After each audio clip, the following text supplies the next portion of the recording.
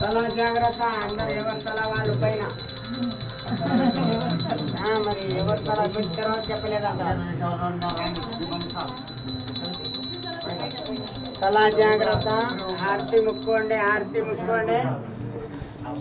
దక్షిణ పెట్టుకోండి, పెట్టకున్నా కానీ దూరం నుంచి వచ్చుంటారు. ముక్కొనుకోండి గుడికి వచ్చినట్లు. రోజు రారు కదా అందుకని ముక్కోలేదనుకోండి. తల జాగ్రత్త.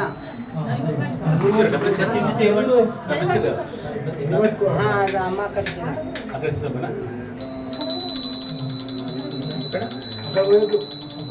ఇక్కడే శివుడే అభిషేక ప్రియుడు, బ్రహ్మయే జ్ఞాన ప్రియుడు, విష్ణువే అలంకార ప్రియుడు. ముగ్గురున్నారు.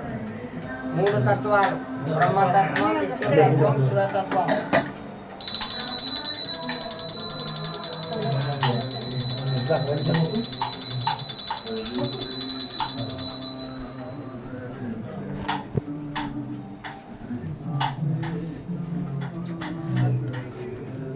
బ్రహ్మంగారు జ్ఞానబోధ చేసింది ఇక్కడేనా? తపస్సు చేసి పరిపూర్ణమైన స్థానం వాళ్ళ భార్యకి జ్ఞానబోధ చేశారు ఇక్కడ. ఆయన శిష్యురాలు అమ్మ లాంటిది అచ్చమ్మ. అక్కడ అచ్చమ్మకి బోధ చేసింది ఇక్కడే కదా. ఇక్కడ ఆత్మజ్ఞానం చెప్పిన, ఆత్మజ్ఞానం. ఆమె ఆశ్రయం ఇచ్చినందుకు అనేకంత పెద్ద జ్ఞానం చెప్పిన. జీవితంలో కానీ పూర్వమైన జ్ఞానం. చాలా జాగ్రత్త. ఆర్తి ముక్కోండి. రూపాయి పెట్టినా కానీ దక్షిణ చూడండి. ఇక్కడే కాదు, ఈ గుడికి పోయినా నిర్లక్ష్యం చేయకుండా రూపాయిని పెట్టుకోండి. అదే దర్శనం. దక్షిణ రహిత దర్శనం నిష్ఫలం. మీరు 10,000 ఖర్చు పెడతారు, ఆర్తికి రూపాయి పెడితే ఇది సఫలం. మీరు యాత్ర సఫలం చేసినట్టు. అటెండెన్స్ చేయకుండా ఎగ్జామ్ రాసినట్లు కారాదు. రూపాయి పెట్టినా మళ్ళీ రూపాయి సంపాదించుకోవద్దు. సమయం సంపాదించుకోలేము. పోయిన సమయం పోయింది.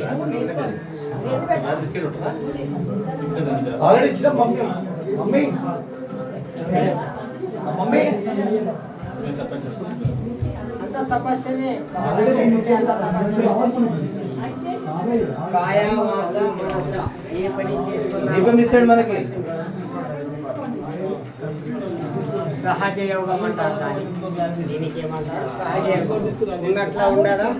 ఎవరి గురించి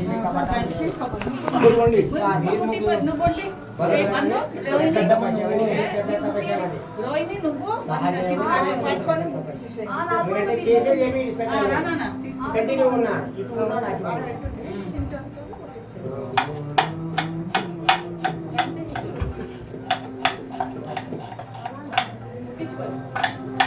తల జాగ్రత్త. తలలో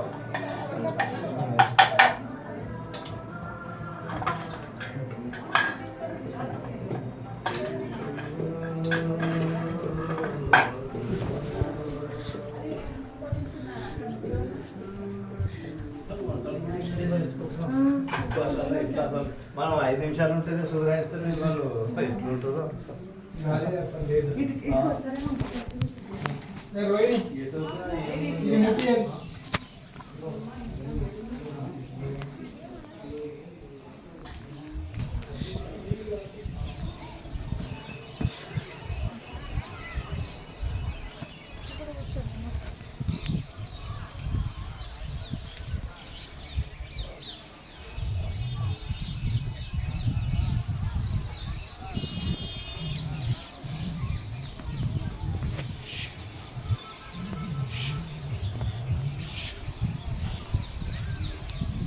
అవుతూ ఉంటుంది.